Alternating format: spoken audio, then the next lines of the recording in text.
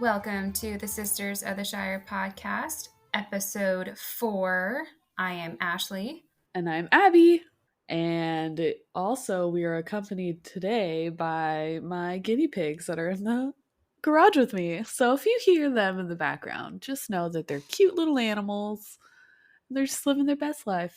They just wanted to hear about, all things Tolkien with us. So don't mind them in the background. Last week, we learned about some new characters that Abby was shocked by. Yes, I did not. Yeah, seriously, blew my mind. I did not know that Gandalf was so early in this story. But it makes sense now, I guess. But you know, dropping some knowledge bombs on me, I did not see that coming, which is fun. This is the reason why we're doing this is because like I'm learning and I get to learn new things. Mm-hmm. Not feel so like left out, I guess, of the Tolkien universe knowledge that people are like, you didn't know that? I mean, like, well, I do now. So And now other people can be that person now too. I know. And what's really cool is that like it kind of opens up more of an explanation of like his character, kind of like how things flow together with the rest of the story, you know? Does that make sense? That making sense? Yeah, it connects the dots. For me, I love that they kind of went into more of like what you said, where he like was talking to the other Valar lady, Nienna. Nienna, and how she kind of like helped mentor him, and then that's what shaped him to be that kind of personality that needed to help Bilbo and needed to help Frodo and the other members of the Fellowship and the you know what I mean? Like Mm-hmm. it's such a small detail, but like it kind of ripples out Yeah. to being a huge part of the story.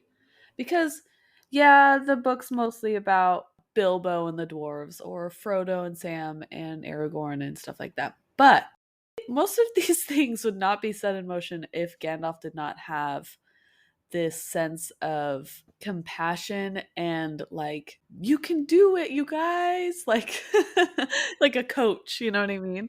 Like he's been here for so long, he's like, okay, I've seen a lot of stuff, I know how this world works, Yeah. but I can't fully like, he didn't call the Eagles to go, and that people make that fight all the time, like Yeah. why didn't they just call the Eagles to go drop off the ring in Mount Doom? Oh, we'll learn about the Eagles later. Yeah. Yeah. So, but it's like he knew that they needed to do this on their own, but he was there to kind of give them like, hey, like if you try this or if we go here, that should be great. Mhm. So it's just really interesting that Tolkien kind of was thinking that far ahead. Oh, yeah. Okay, wait. I don't know this. What came out first, published wise? Did he write the Silmarillion first? No. Okay. See, I don't know that. It's kind of like the what is it? Narnia books where they were released in a weird order. To me, it's in a weird order. Yeah, Magician's Nephew came out technically later, isn't it? Yeah. Yeah, but that was the Right. first, kind of like the Silmarillion, where it was like the history. Mhm. But they released it in a way that I guess maybe was more attractive to the audiences of like, let's do Lion the Witch and the Wardrobe first, because that's like fantasy adventure. Yeah, the attention grabber. Yeah. So I don't know this, so please enlighten me. What did he write first and what was published that order, if that makes sense? Like Lord of the Rings, Hobbit, and the Silmarillion. What was the order when it came out and what did he write first? Do you know that? Off the top of my head, I don't have years or dates or anything like that, but I do know that The Hobbit was written first, Okay. and then The Lord of the Rings, and then The Silmarillion. But I want to say The Silmarillion was kind of a collection of his side projects, if that makes any sense. I feel like he had it written out first. Well, no, because in a hole in the ground there lived a hobbit. That's what he started with. But I think as he was writing, maybe even the Hobbit too, I guess, but the Lord of the Rings, he would keep like notes on the side that his poor son had to like accumulate and edit later into an actual book. He's mad, mad, I tell you.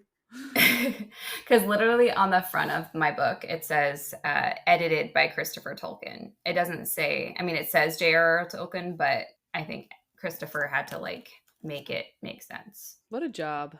What a job. R.I.P., man. I think maybe the Silmarillion was like being written at the same time, if that makes sense. That's just my thought. Like, Maybe in his brain, yeah. yeah, like he had like little notes on the side to kind of keep it all together. Yeah. And then he compiled it and was like, okay, I want to make something out of this. Yeah. He's just so smart. So amazing. I love Tolkien. Sorry, I know those kind of sidetracked from our flow, but I think it's also important to know the timeline of everything Yeah. because I didn't know that, and if I didn't know that, there's probably other people out there who didn't know that. True.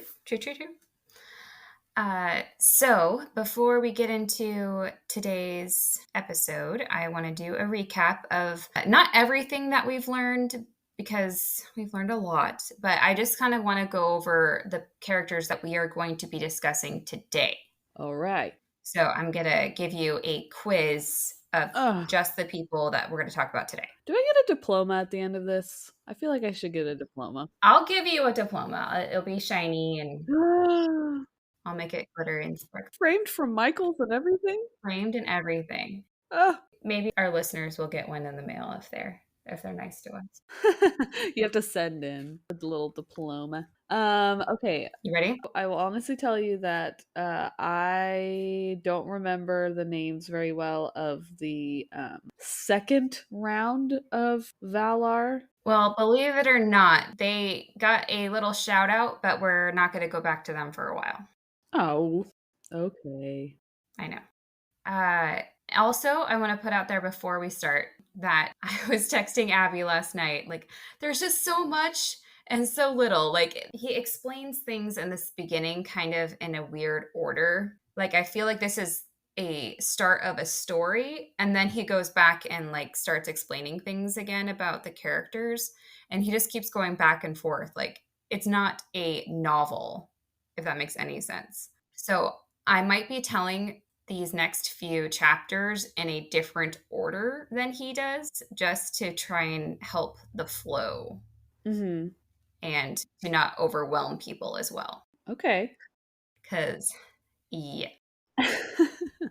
He didn't take his medication this morning to keep his brain all in one spot, and he was just bouncing all around in one, you know what I mean? Oh, yeah. Very like multitasking, but to a degree where it's like, hey, bud, hey, can we come back to what we're doing? Okay. Like, all right. Very much so. Because he does repeat even what he says. And that's why you can tell that it was edited by someone else. Like, it's not just a flow, it's notes that Christopher probably found that he was like, okay, so first we're going to make origin story. But you know what? Iluvatar should actually have this, mentioned too.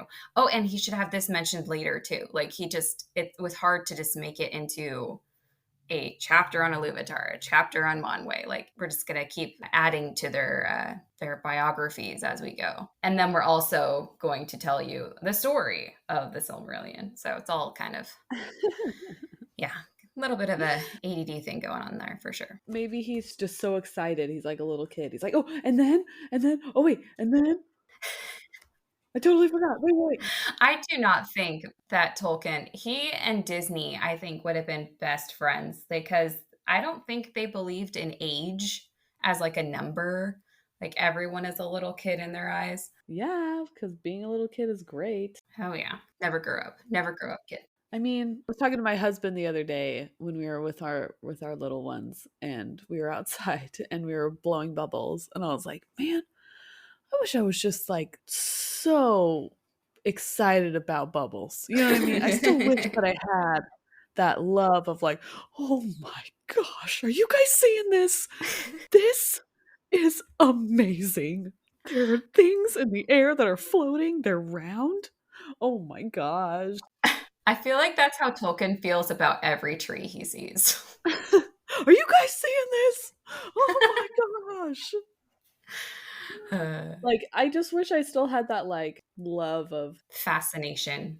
fascination of just the simple things, Hmm. like bubbles. Like bubbles and trees. My bubbles. My bubbles. Okay. So you ready for recap speed round? Okay, I'm ready now. I'm ready now. Okay. Iluvatar. He is the maker of everything, right? Yeah, He's the quote unquote god of everything, the god of gods. right. The god of gods. He also has another name that I'm not sure if I had mentioned before, but I am going to say some quotes later. Carl. It's Carl. Yeah. I wish. Carol. It's Carol. It's Eru. I'm not sure if I mentioned that before, but like I said, just because I might be quoting things later and they use that word, not Iluvatar, so just in case. Huh. I'm trying not to confuse with all the different names, but Okay. so Iluvatar, Eru, Carl. God, Creator. Next one, Monway. Manwë is the air Mm-hmm. guy, and he's the like favorite Mm-hmm. of Carl. Of um Iluvatar? Yes.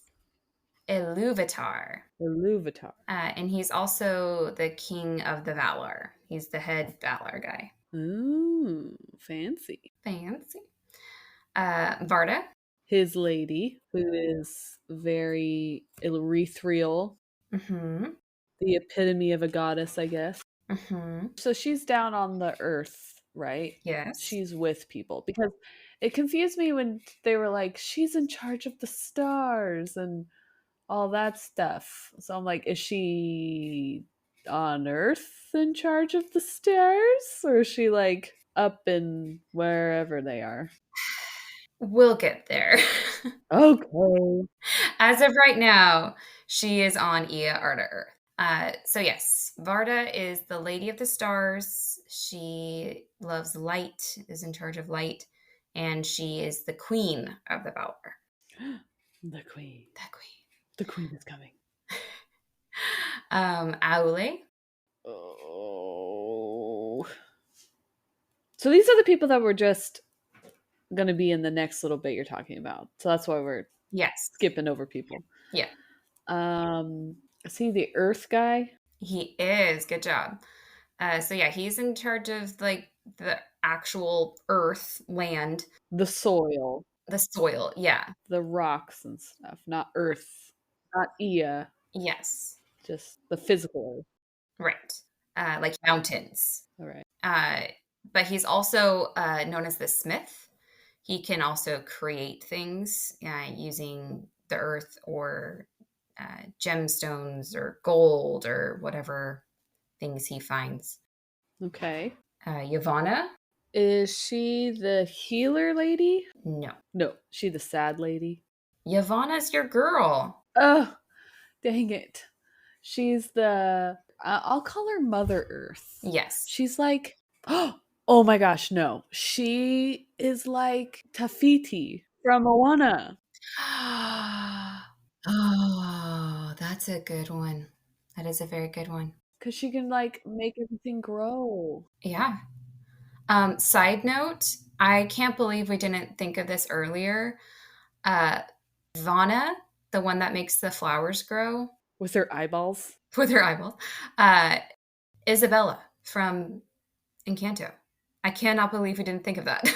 Oh, yeah, yeah, yeah. Okay. We're not going to talk about her today, but I just kept thinking of that and forgetting to say it. And I am like kind of disappointed with myself. I feel like I failed Disney and life. Yeah. If you haven't guessed already, we're huge Disney nerds. Oh, huge Disney nerds. Like I watched the Disney movies over and over again before I had kids. I was that person. Anyway. Anyway, Keep going. Yavanna. is the Mother Earth. She is also known as, quote, the giver of fruits. Ooh, Kind of a weird term, but yeah, she loves plants and trees and everything. okay. Nienna. She's the healer. No. No, she's the sad girl. She's the sad girl. She's the emo. Yes, she's the empath. She's the sadness. Okay. Uh, Tulkas. The jock Yes, guy who's really happy all the time. yes. Which, okay, are we gonna gloss over the fact that it's almost Tolkien's name? I'm gonna use this character like just to like kind of slide in my name a little bit. That's just me. Tulkas. Tolkien. But if there was one character that was the least like Tolkien, Hmm. I mean, Maybe that's who he wanted to be, and he mm, was unable to be. Like, you know how like introverts sometimes wish that they could just be a little extroverted for a little while yeah. in another life. I have a hard time visualizing it. Okay, fine. I'm literally like imagining, oh, I forgot the actor's name, but the guy that plays Tolkien in the movie Tolkien as Tolkien, and I can't see it. Oh, I didn't watch it. Sorry. It's not what you think it is, I will say for sure. But the true Tolkien nerds out there will appreciate It's a horror. It's a sci-fi horror.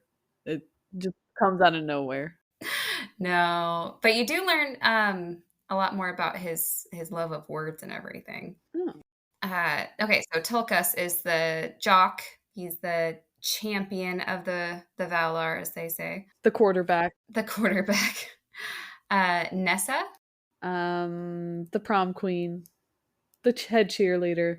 And she's the dancer, tiny dancer. What use is that? But keep going. I don't get that one, but I don't get that one either. And then Melkor slash Morgoth. okay. Morgoth sounds more metal, like more like Morgoth, you know? Yeah. I can see why he chose a different name. Or it was given to him. Or did he choose it? It was given to him? Oh, he didn't choose it. Yeah, it's what the elves call him. Yeah, because it sounds more gross and gritty and Yeah. dark. Yeah. So he's the bad guy. Yes. Misunderstood, maybe? I think they understand him pretty well. uh, he is the mightiest of the Valar, despite him using his powers for evil. He likes ice and fire and destruction, and he wants to control and dominate everything. Mm-hmm. Misunderstood. Yeah, No one understood his music in the beginning. It wasn't a phase. It's not a phase, Dad. I feel like you and I are just we are so similar, but we are also so different. Like you're like, I just want to understand it. Maybe he needs a second chance. I'm like, forget it. He's a lost cause. But maybe also I have read the book though too, is the other part. I know what he does. Oh no. Yes. I'm still in that, what is it? That ignorant bliss. I believe he can change. But Daddy, I love him. But Daddy, I love him. Oh, okay. So are you ready for chapter 1 of the beginning of days? Ooh, that sounds ominous, but also intriguing. Go on. Okay. So before the Ea Arda Earth was fully completed, it wasn't fully shaped yet. Nothing was growing on it or living on it yet, but the Valar were there. Mm-hmm. Melkor and the Valar are already at war. Well, they were making the Earth, or this is afterward. This is afterwards. I maybe they had to take a pause because Melkor was starting crap. Because I know that he was being a jerk to them while they were making it, so. Yeah, again, this is like the crossover thing I was talking about. Like we were talking about making it before, and now we're talking about making it again. So sorry, that's how he wrote it. The Earth is not done. He really wanted us to understand. Yes. The Earth is not done. Nothing is growing or living on it yet, except for the Valar. Okay. So the Valar and Melkor Morgoth are at war. For a while, Melkor was winning. And then, quote, in the midst of the war, a spirit of great strength and hardiness came to the aid of the Valar, and Arda was filled with the sound of his laughter. Oh, whose laughter? Who's that? Who laughs? Who? Here comes Tulkas to save the day, Oh, oh, that makes sense. right? Yeah, yeah, quarterback, hero. He comes in, and Melkor basically runs from, quote, his wrath and his laughter. Tulkas' wrath and laughter, Okay, I can hear, like, I can visualize that in my head. right? So Melkor runs away and lets the Valar have Ea Arda Earth. And he goes back in his darkness, the void, and he goes off and pouts. And then he adds Tulkas to his list of people that he's mad He has pulled out his journal, his little diary. at. He's like, he laughed at me today. That's it. I can't handle it anymore. He thinks he's so cool. So do you kind of see why I why I had Vision in my head as like the goofy giant from Mickey though? Yeah, but I don't think he's that dumb. I think he's kind of like I said, like Zeus, where he comes in and he's like, ha ha ha, like I know what I'm doing. I guess, yeah. But also, I'm loving the mental image of Melkor coming in and be like, like he like flops down on his bed, like, You mean Disney princess flops on bed? Because there is a signature flop on bed. yeah, yeah, very, yeah, Okay. yeah. So Melkor is pouting. The Valar now have peace. So they put the finishing touches on everything. They make the seas, the mountains, and the lands. Okay, and then the like lesser people are not lesser, the like junior varsity team The JV team. are helping. It doesn't specify that, but I will say when I first read this, I was a little confused that Melkor was winning the war. I'm like, so it's just Melkor versus all of the Valar? Like, how is he winning? I know he's the mightiest and all, but I don't know. But it does say later that he did recruit people to his side Hmm. back up in heaven, Asgard. So it doesn't specify, but what I assume is that he has some people on his side, and then the Valar have their Maiar with them as well. Okay. It doesn't specify that, but that's just what I'm gleaming from the book. Logistically, that's probably how it worked out. Exactly. Okay, so they're putting the finishing touches on everything. And then Yavanna, your girl, Mother Earth, plants the seeds that she's created. But the problem is seeds need light to grow. Of course. So she asks her husband, Aule, the earth smith guy, to help her with this light problem that she has. And his solution is to make two, quote, mighty lamps. Hmm. And then Varda, the queen of light, fills the lamps with light. And Monway, the lord of air, wind, hallows them. You'd think he would hallow the lamp out and then fill it with light, but that's just how he wrote it. And then everyone joins in to place them on these huge pillars that are higher than the mountains. Huh. Whoa. That's intense. Yeah. So one lamp they put to the north and they name it Iluin. I spell it out. Illuin. Iluin. Iluin. Mm-hmm. Okay. The other they put to the south and they name it Ormal. Orma. Ormal. Okay. Quote, and the light of the lamps of the Valar flowed out over the earth, so that all was lit as it were in a changeless day. Whoa. Those are some those are some bright bulbs. Yeah, constant light, no night and day, just light all the time. Imagine that electric bill. uh, adult life. So now that there's light on Earth, Yavanna's seedlings that she planted start to grow.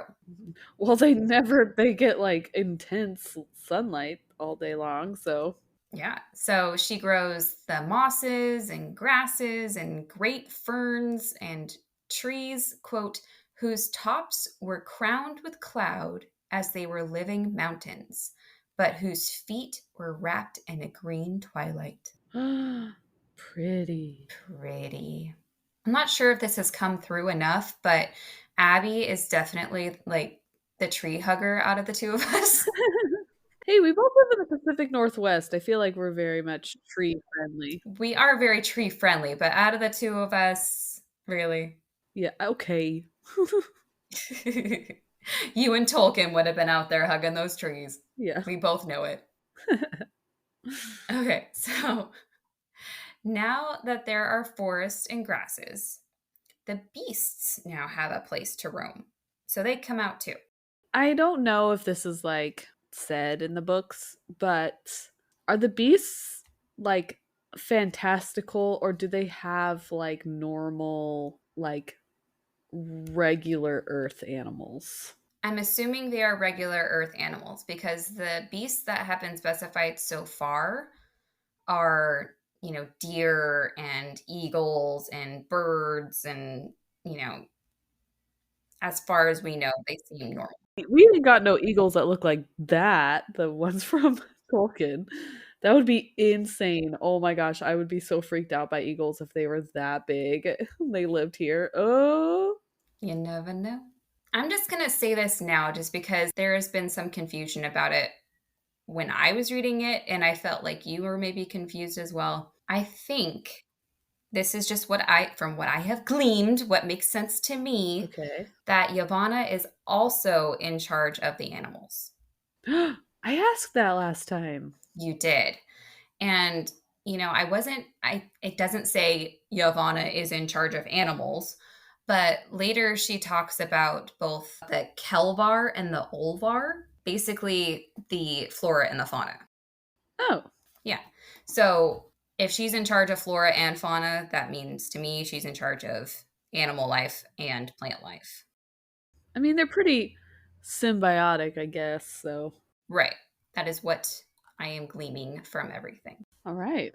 So she gets her grass and her trees all set up, and now the beasts have a place to roam about. Um, the most fertile land was in the middle of where the lights or lamps met. Okay. So, how okay, so they're like actual towers or pillars or something. They're not like natural looking. No, because Aule made them. Oh, So I envision like lighthouses almost. okay. I think what Aule makes, he makes natural things like mountains, but he also is a smith too. So he also manufactures things too. So I envision lighthouses. Uh, so the place in the middle where the light of both of the lamps meet, they call this the Isle of Almarin. And this is where the Valar all settle down. Okay. So, is it ever nighttime then? No, I don't think the Valar need to sleep. What about that lady who like sleeps on an island or whatever? Oh, yeah. Maybe that's why. She's like, "Ugh, the light, can't handle it. I gotta go sleep on an island." Your valid point. I don't know. Yeah, it doesn't specify as to when everyone. Well, so this is the reason that I went over the Valar that we would be discussing today. Like, we don't discuss Mandos today. So, are the halls of Mandos somewhere different? Because That's and is Lorien somewhere different?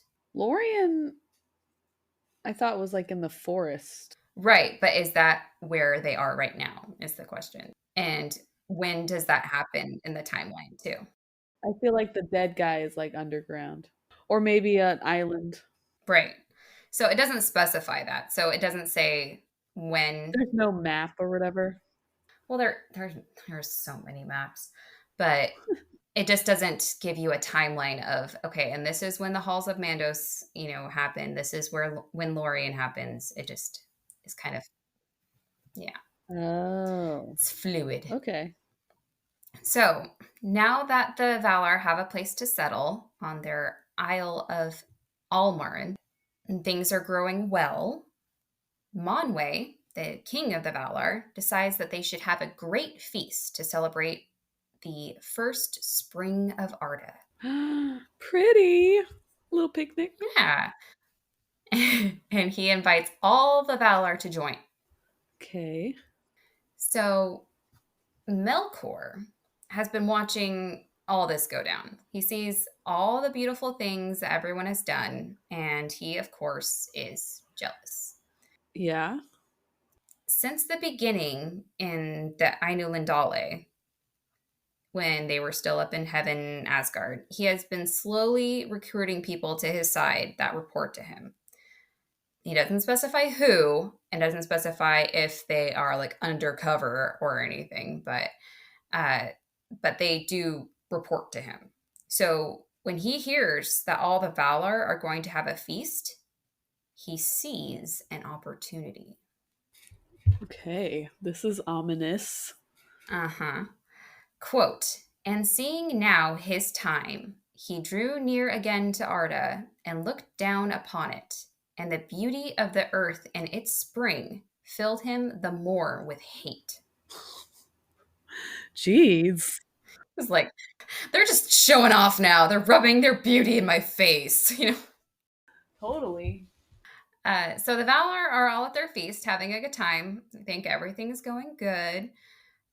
Because of the constant light from the lamps, they don't notice any darkness or shadows that might be a sign of Melkor because, quote, he has grown dark as the night of the void.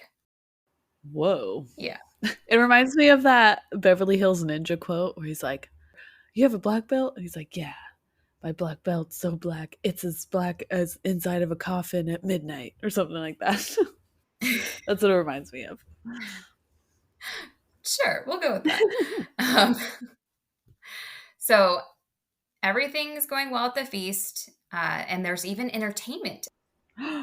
Nessa, the dancing queen, is providing the entertainment Fun. because that's like the one thing she's good at. Well, yeah, duh. And quote, she danced before the Valar upon the green grass of Alamarin, which is the place that they were feasting and where all the Valar live. So Nessa is dancing, everyone is feasting, and Tulkas, the jock, this strength guy, he had been working really hard on Ea Arda Earth, and I'm assuming they just make him do all the heavy lifting. That mountain goes over there. So yeah, he's really tired. He had just had a big meal with his feast. He's just watching his wife dance, and he's just really happy and content. And he falls asleep. Uh-oh. Rut-row. Rut row. This is when Melkor and his buddies sneak into Middle Earth. Or whatever it's called. Is it called Middle Earth now? That's what they term it as. It's kind of confusing. Because it's in the middle? So think of Ea Arda Earth as Earth, the planet, and then think of Middle Earth as like North America, like as a continent of on Ea Arda Earth. Uh, That's how I think. okay. So he sneaks into Middle Earth and they start to build a fortress in the far north, deep underground. Quote, where the beams of Iluin, the lamp that was in the north, were cold and dim. Okay. And this stronghold was named Autumno. Autumno? Yes. Right. So the Valar have no idea that the bad guys are there, and they certainly don't know they're building an evil fortress. However, after a while, quote, the evil of Melkor and the blight of his hatred flowed out thence, and the spring of Arda was marred. Green things fell sick and rotted, and rivers were choked with weeds and slime, and fens or wetlands were made, rank and poisonous, the breeding place of flies, Ah! and forests grew dark and perilous, the haunts of fear, and beasts became monsters of horn and ivory and dyed the earth with blood. What? He ruined everything. He ruined everything. And this reminded me a lot of Mirkwood, Or the marshes, the dead marshes. the dead marshes. Yeah. Uh, so you have a beautiful forest that all of a sudden is turning icky. Icky. They're like, you know what? I think Melkor is behind this, but they don't do that in The Hobbit. They're like, this wood is turning all gross. We're gonna turn it, instead of greenwood, we're gonna call it Mirkwood. But I don't think Sauron has anything to do with it. They're like, that's someone else's problem. That's just what happened. That's someone else's problem. Um, but now they're smart. The Valar could tell that something bad was happening with all these changes, and they knew that Melkor was behind it, but they didn't know where he was. Okay. So while all this was happening, Morgoth is preparing an army in Autumno. So before the Valar could find him and properly, prepare their army, he struck first and, quote, cast down their pillars and broke their lamps. He knocked down their block tower. The toddler energy. It's back. Oh my gosh. That's like a three-nager situation. hmm it caused a mess. The lamps spilled and spread a terrible fire, and the pillars broke the actual earth. Dang. Remember, the pillars were taller than the mountains, so it just completely ruined the shape of the lands, made the seas rise, and everything just completely changed so much that, quote, the first designs of the Valar were never after restored. Ah, that's so sad. hmm Melkor managed to escape and hide back at Autumno in all the chaos, but he was scared. He heard, quote, the voice of Manwe as a mighty wind, and the earth trembled beneath the feet of Tulkas. He's like, I can't even take a nap around here. Come on. He's just like trembling under his little rock. Yeah. And the Valar couldn't find Melkor. They had bigger things to take care of, like trying to fix the mess that he just made.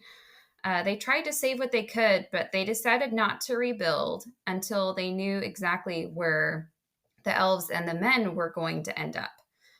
And they don't even know when that is because only Iluvatar knows, of course. Of course. Of course. So, with their first home destroyed and not wanting to rebuild, they left Middle Earth and went to the far west to a place called, quote, the land of Amen. Amen? Amen. Aman. A man. A man.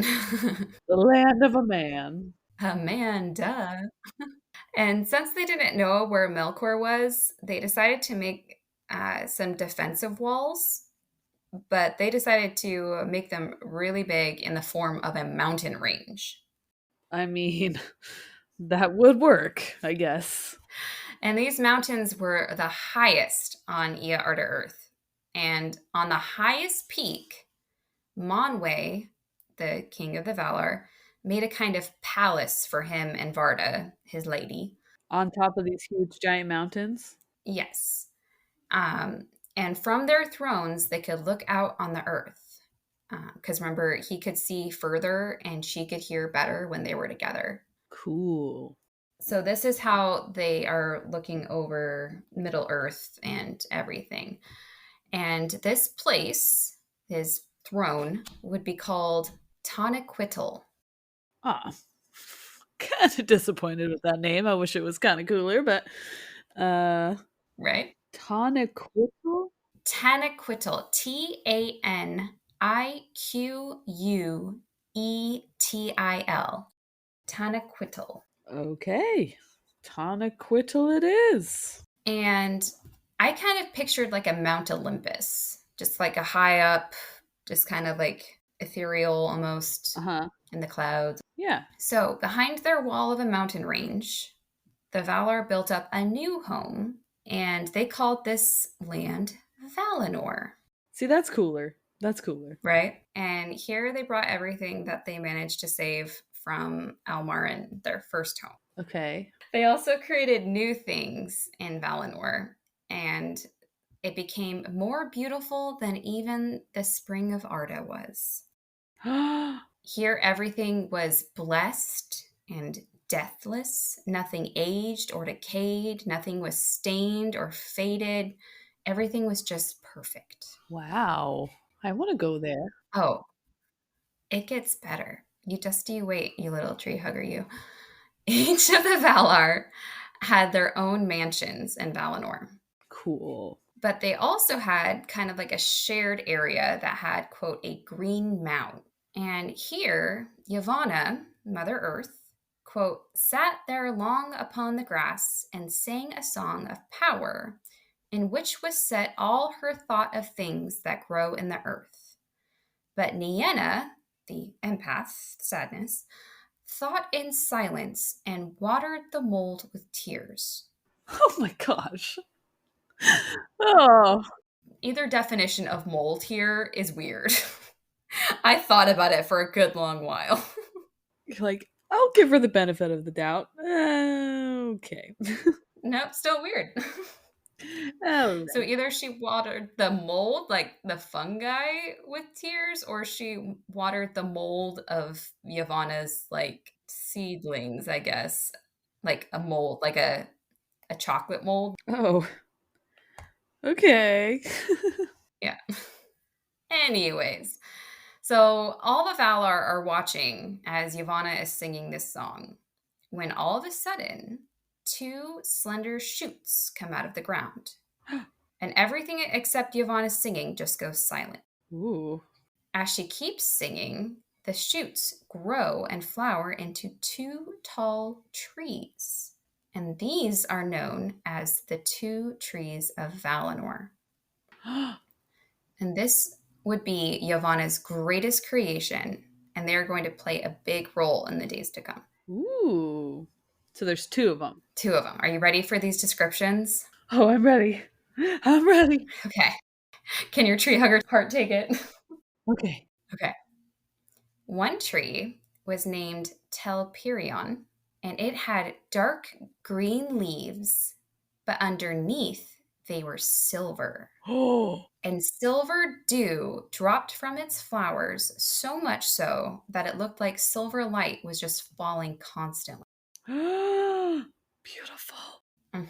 The other tree was named Laurelin, and it had light green leaves edged with gold. Its flowers were in clusters of yellow flame Ooh. and formed a shape like a horn so that it looked like golden rain was falling to the ground. What? And from its blossom came, quote, warmth and a great light.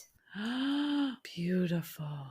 Mhm. That goes on my list of children's names that I'll never have because I'm done having kids. But if I ever had twins, that would be a super rad names. That would be really rad. Telperion's a tough one, though, I'm not going to lie. Laurelin, not bad. Telperion? Telly. No, that much better. Okay. So I'm going to get into a thing here that sounds a little confusing. I'm not sure why he had to make this so complicated, but I'm just going to try and explain it as easy as I can, just because I got to give Tolkien his credit. I can't leave out everything. So the trees, the two trees, would alternate blossoming, shining every 7 hours with 1 hour of overlap. So, like, first Telperion would bloom and shine a quote, white glimmer of a silver dawn. Then, 6 hours later, it would stop shining and Laurelin would start to bloom and shine. So, they would like wax and wane from each other all day, so that twice a day there would be a changing of silver light to gold light. Ooh, pretty. Shiny. Shiny. And thus began the days of the bliss of Valinor, and thus began also the beginning of time. Whoa. Epic. The end. Wow. Like I said, these trees are really important later. And when I was looking up different things from the Silmarillion that you can kind of get little glimpses of in the movies, the Lord of the Rings movies and Hobbit movies, Uh-huh. there is a scene, and I'll have to find it and have you post it on the Instagram with this episode. But there's a scene. I'm not sure which movie it's from, but it's of Elrond in Rivendell, and in the background there's this like carving, and it's of two trees. Is it when he's talking to Aragorn? Oh, I was thinking Bilbo, but I could be wrong. I was thinking Aragorn when he's talking to him in like the hall of like, Oh, maybe. Yeah, we'll have to look it up. But I guess I gotta walk him again. darn. Uh, but these trees are really important later. Cool. Does the golden tree kind of look like the magical fairy pixie dust tree from Pixie Hollow? Ooh, that's a good visual. I like that a lot. It's gold and pretty. Hmm. I okay. That was such a cool way to kind of like open up the world of what's happening next, you know? Hmm. The trees are kind of like the moon and the sun kind of situation, but Hmm. you said they don't have night, right? Or no, the things that were so bright there was no night got knocked over. Right. So this is kind of the beginning of a day and a night, kind of like moonlight and sunlight. Oh, Yeah, because you think of like moonlight as like silver. yeah. Cool. So like I said, we kind of got into a little bit of a narrative here, but next week we're going to talk a little bit more about character setups some more. Um, the Valar get more lines added to their bios. We are going to talk about elves and men a little bit, Woo! but we are going to talk about a big story. There is a big story that happens that I cannot wait to tell you. I feel like you say that every episode. It's such a good story. It's just like, You are going to absolutely die when you hear this story. "Eee." Aule and Yavanna have some drama, and it leads to something amazing. Ooh. Don't spoil it. Don't spoil it. Yeah, for those who know, don't spoil it, but don't spoil it for Abby or the other people that don't know. But if you know, then you know what I'm talking about, and you'll be just as excited. I think there was like an interview with what's his name, who played Bilbo, Martin Freeman. Martin Freeman, and he said something about the movie, and the interviewer was like, "Spoilers," and he's like, "The book is like 75 years old." Like, Yeah, he's like, "How can I be spoiling this? Like, it's been around for longer than I've been alive." right. You had your chance. Well, with this, not everyone has read this, so like the whole Gandalf Aloran thing, you didn't know. So I know that I did not know that. That's so crazy. okay, well, I want you to do somehow a video of your face when I tell you the story. Okay. I'll record myself. Maybe I'll put it up on the Instagram. All right. How about, okay, everyone listening, you have to beg and plead Abby. Put it up. Put it up. Maybe I'll even wear makeup for it. Oh. Yeah, we're not going to Uh, talk about what I look like. I know. They're like, "Do you want to do a video podcast?" I'm like, "Absolutely not." Yeah. No, thank you. I do not need to be reminded what I look like. I try to avoid it every day. I have no mirrors in my house. Am I a vampire? Who knows?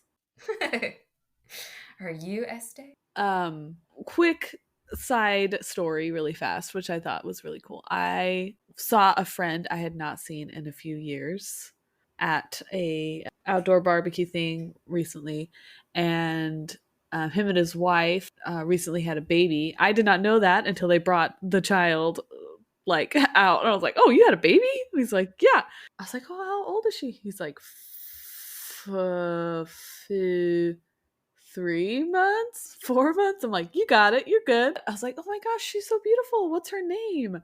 And he goes, her name's Arwen. I'm like, I was like, oh my gosh. And he's like, yeah. I was like, that is the coolest name. He's like, yeah, her mom chose it. He said, I don't really know much about it. I was like, what?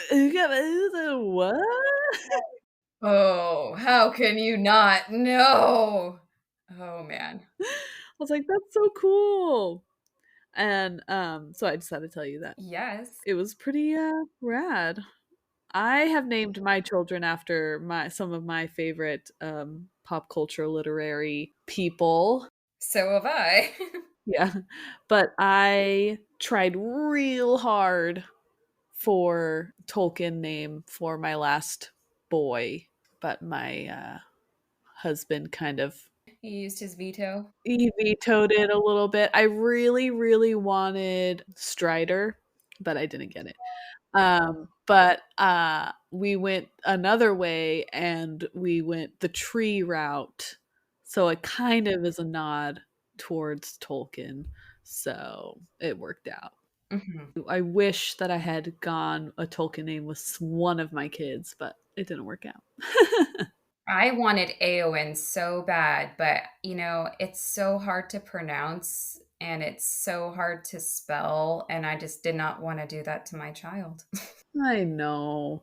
Lorien is a cool name. That would be cool for a girl too. Mhm. That would have been a really cool one. Not Irmo. Olmo, Olmo. Morgoth, the classic baby names. Little Milky. Oh, so cute. Look at him. Oh, little Morgie. Have any of you guys named your kids Tolkien names? I follow this person on TikTok and they named their baby Tolkien. Like that's his first name. Oh. I know. I'm like, that's so cool. And they were saying on one of their videos that their grandparent, like their parents, so grandma and grandpa, were like, please just don't name him Gandalf, okay? like, like please. We'll support you and your love of anything Lord of the Rings and Tolkien, but please don't name him Gandalf. So I think they just named him Tolkien, which I'm like, that's pretty cool. Yeah, I think that's very doable. Uh, or even I've seen a lot of our followers have pets. I named all my pets after Pixar characters, and if I had to do it again, I would name them Tolkien characters. But I have a baby that loves Pixar and Disney, so what can you do? It's easier for her to say, I guess. Yes, I tried naming my first cat Pippin, but my brothers vetoed it. Jerks. So I had to name him Ichiro to make it more masculine. Pippin sounds more cat though, I feel. I feel like that's more of a cat name. Right? But yeah, let us know on like the Instagram or whatever. Like if you guys named anything in your household, pet, child, Plant. husband, wife. If you named anything Tolkien related. Or I've seen people post that they have like hobbit houses Ooh, yeah. or like fairy garden stuff. Send us those. We'll put them up on our stories. We'll do a shout out for you. Or tag us on Instagram, or you can email us at sistersoftheshirepodcast@gmail.com. Yeah. Fun. Oh, and quick shout out to that awesome, awesome account. Um, I don't have a name for that person. Lord of the Rings podcast and then Rings of Power podcast. Yeah. Super, super nice shout out to us. I was on the brink of tears. I'm not sure about you, but I was driving. I couldn't really like be too emotional about it, but I was like, "Whoa." Very nice, very sweet. thank you so much. Very sweet. So personalized too. It wasn't just like, hey, it's a cool podcast. They were just like in depth, mentioned us by name, mentioned even kind of like our character, if that makes any sense. And it just, it warmed my heart. Yeah. So thank you so much. That was very nice of you. We're loving all the interactiveness of people on Instagram, so we talk Yeah, through there too. we're really nice. Yeah, we're really nice. We're really nice. So, like, feel free to comment or shoot us a DM or whatever. Oh, and then another quick thing. I'm testing out a new microphone today, so I apologize for earlier episodes if I glitched out a lot. I'm hoping that this will fix that problem. Ashley has been such a trooper in editing these episodes, and she tried her hardest to make me sound like a coherent human on here, but I guess my audio decided to make me look like a dork. No. So I hopefully come across and you guys can understand what I'm saying. And hopefully that this new microphone will help that problem. We're up for constructive criticism, but we're also sensitive souls. Please don't be mean. Yeah, don't make us cry, okay? If you have anything mean to say, don't say it, okay? I don't want to hear it. Thanks for hanging out with me today. Thanks for hanging out with me. It's pretty fun. Yeah, so I'm glad we got to get this the beginning of days almost done. Dude, that's cool. That's pretty cool. The lamps and the trees. Yeah. Tag our podcast if on Instagram if you guys find really cool fan art of the trees and stuff like that cuz I have a nerdy garage and I want more art in it. So, I would love some really beautiful fan art suggestions that I can support some local artists and not local artists, but like small artists, small business artists. Yeah, for sure. Well, and that way we can give props too, because we find stuff on the internet, but we don't know the actual like source of it sometimes. We try to like mention if that is your art, like we'll shout out to you, but sometimes it's just so far like deep down layers of like not taking credit for things on the internet that we don't know whose original artwork it is. So please, if you have someone you really love artwork for Tolkien inspired art, please link us. I want to support some artists and put some cool art up in my garage where I record this podcast and also keep all my nerdy stuff. Not dirty stuff, nerdy stuff. Not dirty stuff too. I've seen some of your guys' stuff out there. I mean, you do you, but I mean, we're a family friendly. Yes. But no spoilers. So like if you're wanting to go down the road and stuff, don't send it yet because like I said, Abby doesn't know any of the story yet. So no spoilers. I'm learning. She's learning. So, but if you find like art for like the Valar or for things that we know of already, send it Please. and spread the word. We're trying to get, more followers and more listeners and tell all your nerdy friends. Well, thanks for teaching me today. Thanks for listening. I loved it. Me too. I'm excited for the next episode. Like I say before, I don't know any of this, so it's like, what am I going to learn next time? Oh, I am so excited for the Aule and Yavanna drama. Ooh. I tried not to do as many quotes, and tell it just like how I would tell you if I was telling you, like, "Oh my gosh, Marcia did this, and then she said this." I tried doing that. Yes. Yeah. Spill the tea. Spill the tea. But some of the quotes I had to keep in there just because Tolkien is, yeah. Master. I can't wait. Can't wait. All right, so till next week, I'm Ashley. I'm Abby, and this has been the Sisters of the Shire podcast, and we'll see you guys next time. Bye.